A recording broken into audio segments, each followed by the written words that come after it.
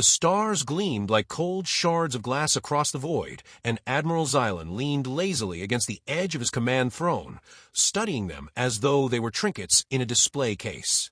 His fleet of cruisers and frigates moved in perfect formation, predatory silhouettes gliding past the wreckage of what had once been a human mining colony.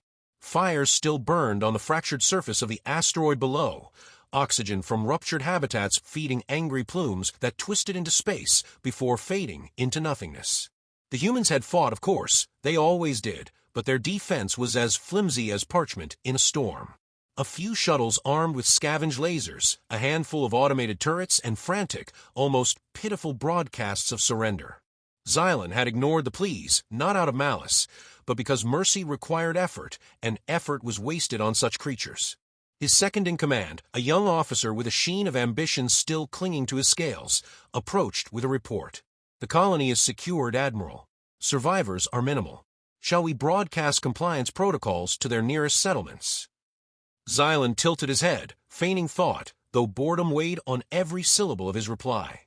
"No. Let them wonder. Fear makes better slaves than fire." He could feel the unease ripple through his bridge crew at the casual remark. The younger officers still clung to the illusion of honor in conquest. Xylan knew better. Empires were not built on honor but on predictability. Strike, dominate, leave nothing to chance. These humans were just another primitive race fumbling at the edges of the void, easy prey for an empire that had consumed 100 such species before breakfast. The comms channel flickered alive with chatter from one of his captains, a grizzled veteran commanding a heavy cruiser near the fleet's flank. "Admiral, our scouts report activity deeper in the Sol system. A cluster of satellites and orbital stations around the third planet. They call it Earth." At the name, laughter rippled across the bridge. The word itself was clumsy in their tongue, heavy and dull. Earth, the cradle of this stubborn little species. "Do they truly still inhabit their birth world?" one officer scoffed. "Most races abandon their cradles the moment they touch the stars." Xylan let a small smile curl across his face. Perhaps they cling to it out of sentiment. Or perhaps they have nowhere else to go. His voice dropped into something sharper. "Either way, we will teach them the cost of defiance." The captain's voice returned, laced with mockery. "The latest intelligence says their planetary fleet amounts to little more than outdated shuttles and a handful of orbital defense platforms. No battleships. Nothing worthy of our notice." The younger officers chuckled. One murmured, "Shall we send a single patrol frigate, Admiral? A symbolic sweep, enough to bring them crawling." Xylan stretched his claws against the armrest, savoring the quiet crack of chitin. "No. Send a cruiser detachment. Let them see the flag of empire. Let them understand the weight that presses down upon them. Their surrender should not come cheap, it should come inevitable." The order went out and engines flared. A wedge of alien cruisers peeled away from the formation, gliding toward the blue-white marble hanging across the abyss. Earth. It looked insignificant from here, fragile in its thin shroud of atmosphere. The humans, he mused, must surely know the futility of resisting. Still, the thought of their desperation intrigued him. Desperation made enemies unpredictable. Hours later, the cruiser detachment fell into orbit, weapons primed, scanners open. Earth's surface spun slowly beneath them, oceans glinting like liquid sapphire, continents lit with the pulse of cities straining against night. The alien officers muttered their disdain, so much energy squandered on a single world. "Shuttle signatures inbound," reported a sensor officer, voice tinged with disappointment. "Small craft, outdated hull designs, heat signatures suggest low-grade weaponry." Exactly as predicted. Xylan, receiving the report from afar, allowed himself a languid sigh. "And so the cradle breaks. Proceed." But then, silence cut across the channel. The officer spoke again, voice suddenly tight. "Correction. Not a shuttle. A vessel is emerging from low orbit. Mass readings anomalous. It does not match any recorded hull type." On Xylan's flagship, the main screen shifted. A new shape rose from the shadow of Earth. It dwarfed the orbiting satellites around it, a leviathan of steel and intent. Its hull was a dark, angular beast of geometry, designed not for beauty, but for intimidation.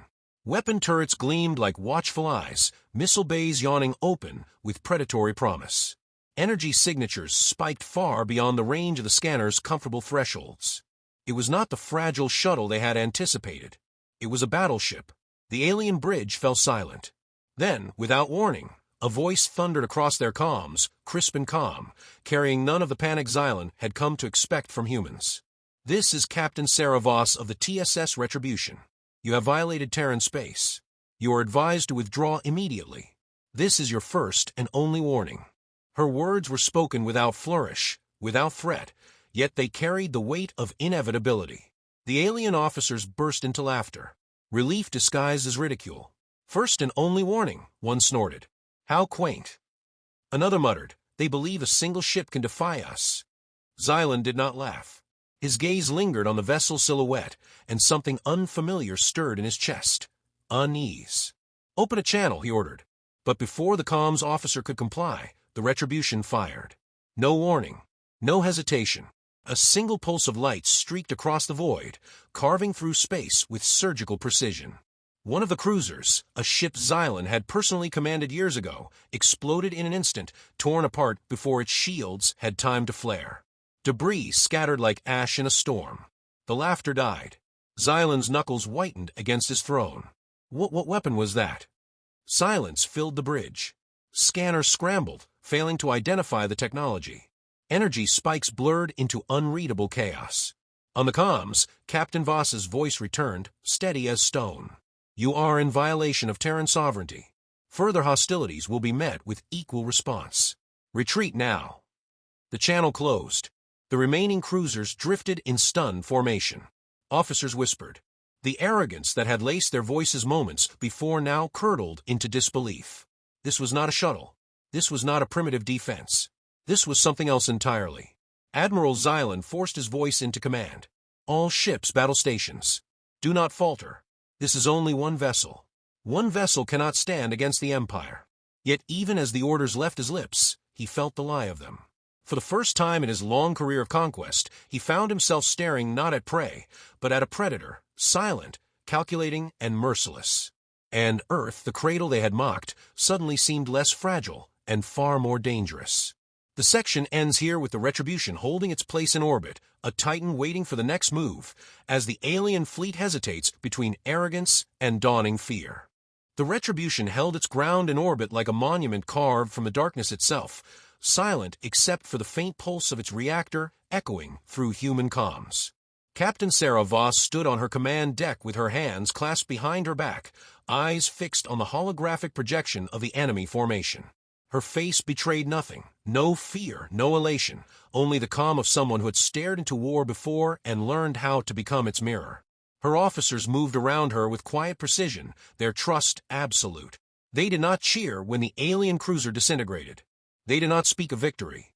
They simply prepared for what was to come, because this was not triumph, this was the opening move. Across the void, Admiral Xylan sat frozen, his claws gripping the armrests of his throne so tightly the material cracked beneath him. He had witnessed countless battles, reduced civilizations to rubble, and dismissed resistance as a mere formality. Yet here was one ship, only one, and it had shattered his fleet's confidence with a single calculated strike. He could feel it spreading among his crew like a contagion, disbelief turning into dread. Their voices were hushed, their eyes darting from console to console as though the data itself might betray them. "Admiral," his sensor officer said at last, voice tight, "the weapon signature is not in our databases. No known resonance, no recognizable spectrum. It does not conform to any technology we have cataloged." Xylan ground his teeth. "Everything conforms to something. Find it." The order sounded hollow even to his own ears. His pride recoiled at the thought, but in the deepest corners of his mind, a whisper had begun to form. Perhaps these humans were not as naive as they had assumed. On the Retribution, Sarah lifted her chin slightly as her first officer leaned close. "Their formation is holding, Captain, but scanners show hesitation. They are expecting a second strike." "And they won't get one," she replied. Her voice was steady, stripped of all bravado. "Not yet." She understood the psychology of this game better than most. Humanity's power wasn't in showing its entire hand, but in revealing just enough to seed terror. If the aliens thought they had glimpsed the edge of something unfathomable, their imagination would do the rest. The alien cruisers adjusted position, circling warily, beams of scanning light probing at the Retribution. Each attempt met interference, countermeasures woven into the ship's very skin. They were looking into a mirror that refused to show them their reflection. Sarah allowed herself the faintest of smiles. Years of silence, years of preparation in hidden shipyards buried beneath ice and sea, had culminated in this moment. The Empire had believed Earth weak because humanity had wanted them to believe it. Outlying colonies had been permitted to fall, decoys offered up like lambs to the slaughter, so that the wolves would never suspect the shepherd waiting behind the hills. On Xylan's flagship, the comms officer spoke. "Admiral, they have not pressed the attack. Their weapons are powered, but their posture is defensive." Xylan narrowed his eyes. Restraint. Confidence. It was not the frantic flailing of prey. It was the patience of a predator choosing when to bite.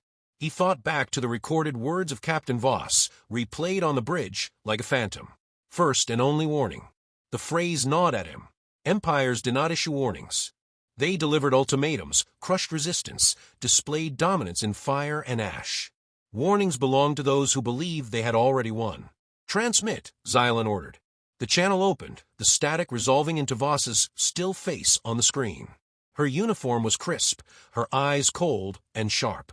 He noticed, almost absently, the scar running across her cheek, a human flaw she wore without shame, as though it were a medal. "You are bold, Captain," he said, pitching his voice low, steady. "But boldness cannot sustain you. You are one vessel against an empire. Withdraw, and I may allow your people to live." She studied him without blinking. Then she spoke, each word deliberate. "You mistake us, Admiral. We are not here to beg for our lives. We are here to remind you that humanity endures. You have slaughtered our colonies. You have tested our defenses. You believed us weak. That belief ends tonight." The channel closed before he could answer. Silence thickened on his bridge. For the first time in his career, Xylan did not feel like the wielder of inevitability. He felt like the one who had been measured and found lacking.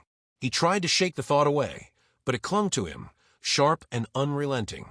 Moments later, the Retribution moved, not an attack, but a precise adjustment of orbit.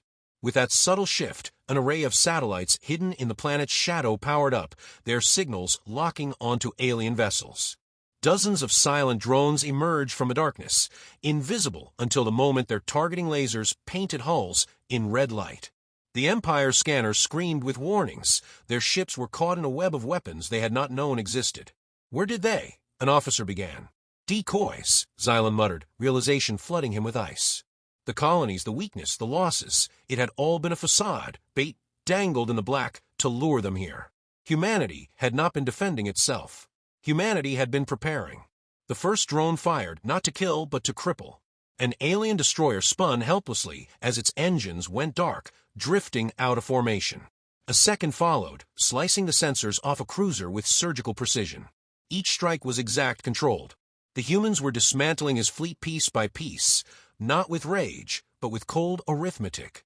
On the Retribution's bridge, Sarah watched without satisfaction. Her eyes lingered on the readouts as her crew executed her orders with practiced efficiency. This was not about annihilation, it was about revelation. The Empire needed to understand what had awoken. Xylan gripped his throne, his voice a low growl.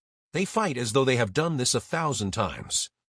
The whisper in his mind grew louder, a voice dredged from fragments of human history he had once dismissed. Reports of wars fought on their own soil. Centuries of bloodshed, endless cycles of invention born from destruction. Humans had not simply survived their violence, they had been sharpened by it. The Empire's conquests had been wars of days, perhaps years. Humanity's had been wars of centuries. He ordered a retreat, if only to buy time. His overseers protested, voices rising with political pride. "We cannot yield to primitives. Hold your ground." But Xylan ignored them. Pride was a luxury he could no longer afford. The alien fleet faltered, caught between arrogance and survival. Some captains began to pull back, others hesitated.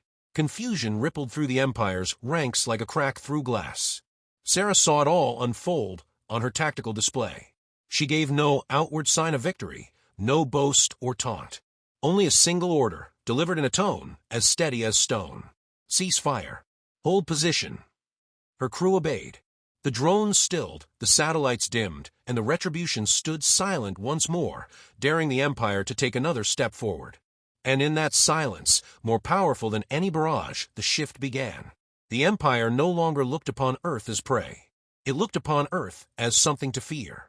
The section ends with both commanders staring into the void, Voss resolute, Xylan shaken, knowing this was no longer skirmish.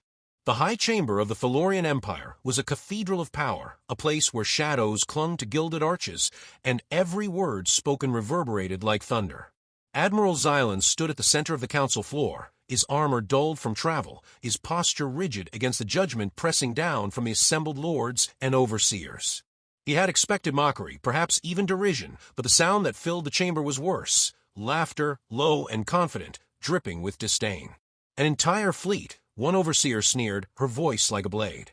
And you return to us trembling, all because of one human vessel, a single Cradle World ship. The laughter spread, though not all voices joined it. Some in the shadows remained quiet, their silence heavier than any insult. Xylan raised his head, his throat burning with restraint. It was not merely a vessel. It was a weapon unlike any we have faced. The humans are not what we thought. Their weakness was theater, their colony's bait. Earth is not defenseless, it is prepared. If we underestimate them further, we risk more than humiliation. We risk collapse. The chamber rippled with murmurs. Collapse was not a word spoken lightly within the Empire's heart. One of the older lords leaned forward, eyes glinting. You speak of collapse as if this species were capable of toppling us. Have you forgotten who we are? We have ground empires beneath our boots for millennia. A race of farmers and miners cannot unmake us. They are not farmers, Xylan countered, his voice sharp now. They are survivors. Their wars span centuries, their weapons evolved through desperation, and they have never known peace without blood. What I saw in orbit of Earth was not chance. It was intent. The silence deepened. For a moment, he thought he had pierced their pride. Then another overseer, younger and drunk on arrogance, leaned back with a smirk. Then let them resist. The harder they struggle, the sweeter their annihilation will taste. You have been too long at the front, Admiral. Fear has clouded your vision. Xylan's jaw tightened, but he said nothing more. He had learned long ago that words rarely cracked walls of pride. The council was not ready to listen, and pushing further would only brand him a coward. Still, as he stood there, he could see it, the flicker of doubt in the eyes of a few, seeds planted by his warning. Seeds that would grow when the harvest of failure came. Meanwhile, across the void, Captain Sarah Voss paced the quiet length of the Retribution's observation deck. The stars stretched endlessly before her, beautiful and indifferent, while her mind wrestled with the weight of command. She knew the Empire would not retreat forever. Fear could stall them, but pride would drag them back in greater numbers. And when they returned, hesitation would be a luxury humanity could not afford. Her first officer, Commander Hale, joined her, his expression troubled. They'll come again. You've shown them enough to make them bleed, but not enough to break them. Some will see fear. Others will see an invitation. Sarah nodded. That's the point. We needed them to hesitate, to wonder. If they come back, it will be on our terms, and every moment they waste doubting is time we need. Hale hesitated, then asked the question hanging between them since the first shot was fired. Do you ever wonder if we've become the very thing we feared? The Retribution was built for survival, but when I see how precise, how merciless we are, I wonder if the line still exists. Sarah's eyes lingered on the stars. The line isn't gone. It's just blurred. We built this ship because no one else would protect us. If the galaxy insists on predators, then we cannot afford to be prey. But we do not slaughter for pleasure. That is the difference. Her words steadied him, but the doubt remained, a shadow neither could fully banish. When the Empire's reinforcements arrived days later, the galaxy seemed to hold its breath. Dozens of warships, larger and more heavily armed than before, descended upon the Sol's system. Yet they moved cautiously, scanning, probing, searching for traps. Their arrogance had dimmed, but their hunger had not. The Retribution waited in silence. Sarah gave no order to attack, only to observe. The satellites hidden in Earth's shadow tracked every move, and the drones shifted unseen across the void. To her crew, it felt like holding a knife to an enemy's throat, waiting for them to notice the edge. On Xylan's flagship, the tension was palpable. He watched as ships under his command advanced into the trap he could sense but not see. His overseers barked orders, their pride demanding proof of dominance, but he could already feel the inevitability of failure pressing down on him. He wanted to call them back, to regroup, to find another way. Yet the weight of politics chained his hands. And then the storm broke. A wormhole opened behind the alien formation, silent and sudden, spilling forth a wave of unmanned Terran warships. They struck like wolves at the rear, tearing through supply lines and shredding escorts before alarms could even sound. The Retribution moved at last, its precision devastating. Engines went dark, shields collapsed, sensor arrays shattered. Human strategy unfolded not as battle but as dissection, every strike deliberate, every loss calculated. Xylan's officers shouted in panic. He felt his chest constrict, not from fear of death, but from recognition. The humans weren't improvising. They weren't stumbling into fortune. They were executing doctrine, the kind only a species forged in endless conflict could perfect. On the Retribution's bridge, Sarah watched the alien fleet splinter. Her crew worked in silence, their hands steady even as enemy ships erupted across the void. For them, this was no longer battle. It was proof. Proof that humanity's years of preparation had not been wasted. Proof that they could not only survive, but dictate the terms of survival. When the smoke cleared, the Empire's fleet was in ruins. The survivors fled, their retreat disorderly, desperate. And though victory glowed across the tactical screens, no one on the Retribution cheered. Sarah stood tall, her expression unreadable, but inside she felt the weight of what had been unleashed. This was only the beginning. Admiral Xylan watched the survivors scatter, his heart heavy. He knew the Council would not listen until the Empire itself began to fracture, but he also knew that fracture had already begun. He had seen the fear in his officers' eyes, the whispers spreading through the fleet. Fear was a contagion, and it was already too late to contain it. As the human drones recalled, leaving silence in their wake, Sarah gave her final order for the day. Transmit to their surviving captains. Tell them we do not seek conquest. Tell them to remember what they've seen. Her crew carried out the command, and the message echoed into the stars. It was not a threat. It was a promise. And far away, in the halls of the Empire, overseers laughed less freely, their arrogance dimming in the shadow of a truth they were not yet ready to name.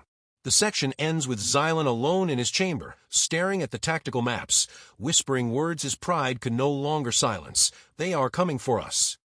The Empire's armada arrived with the fury of a wounded beast, its numbers blotting out the stars as it poured into the Sol system. Thousands of vessels, banners of dominion unfurled, engines burning like the promise of annihilation. Every citizen of Earth who watched the skies that night knew the Empire had come to finish what it had begun. But the Retribution did not tremble. It waited in silence, anchored in orbit like a sentinel carved from resolve, its crew steady as their captain walked the length of the bridge. Sarah Voss's eyes swept the room, meeting the gazes of men and women who had trained for this moment all their lives. They were not naive enough to believe survival guaranteed, but they had chosen to stand here, to hold the line that no one else could.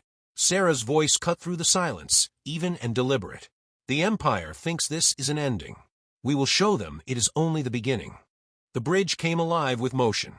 Wormhole generators hummed, their throats of folded space opening across the system in sudden bursts of blue light. From those mouths poured Terran fleets, drones, frigates, automated carriers, each one a shard of strategy, each one moving with unerring precision. Where the Empire had brought mass, humanity answered with speed. Admiral Xylan sat rigid in his command throne at the heart of the armada, his throat dry as he watched his formations crumble faster than orders could be issued. Ships at the vanguard reported losses before they had even identified their attackers. Rear guard convoys vanished in eruptions of light as autonomous Terran warships struck from impossible angles. Wormholes opened and closed like the blinking of a predator's eyes, turning the battlefield into a maze the Empire could not navigate. He barked orders, tried to rally, but the truth loomed larger with each passing heartbeat. They were not fighting an enemy improvising under pressure. They were fighting doctrine. Centuries of human conflict had distilled into this choreography of destruction, and Xylan understood, with painful clarity, that his empire had no answer. On the Retribution, Sarah gave her orders in a voice devoid of anger or triumph. Disable engines first. Let them drift. Target their command vessels, but spare the life pods. Make them live to remember this. Her crew obeyed without hesitation, unleashing calculated strikes that carved through alien hulls with surgical cruelty. Where other species had boasted of conquest, humanity demonstrated efficiency. Through the chaos, a channel opened. Xylan's face appeared, lit by the fire of burning ships behind him. His arrogance was gone, replaced with something hollow. "Why?" he demanded, though his voice shook with more plea than accusation. "Why fight us this way? You could annihilate us. End this now. But you choose to humiliate us, to leave us in ruin." Sarah studied him, her expression unreadable. "Because vengeance is wasteful. We don't need your extinction, Admiral. We need you to understand. The galaxy is not yours to consume. And if you insist on trying, it will consume you instead." The channel cut, leaving him staring at his own reflection in the dark screen. For the first time in his life, Admiral Xylan felt the full weight of despair. The battle reached its crescendo. Whole fleets broke apart under invisible pressure, commanders fleeing, soldiers abandoning posts. Fear spread faster than orders, faster than hope. The Empire's armada, once the embodiment of invincibility, now resembled scattered debris tumbling helplessly into the void. Humanity did not roar in victory. It whispered with silence, a silence that made the Empire's collapse echo louder than any weapon. When the last of the enemy withdrew, only wreckage and drifting survivors remained. The Retribution held its place, scarred but unbroken, its crew gazing at the devastation with expressions that were not joyous, but sober. Sarah stood among them, her shoulders heavy beneath the invisible weight of history. She knew this day would define more than a war. It would define what humanity would become. Later, when Admiral Xylan was captured, there was no spectacle, no parade of humiliation. He was brought aboard the Retribution, his armor stripped, his pride shattered. Sarah met him in the stark light of the briefing chamber. He expected condemnation, execution perhaps. Instead, she offered him a seat. "You are alive because we chose it," she said. "Your empire will continue, but not as it was. You will govern, or you will vanish. Decide whether you will adapt, Admiral, or whether history will erase you."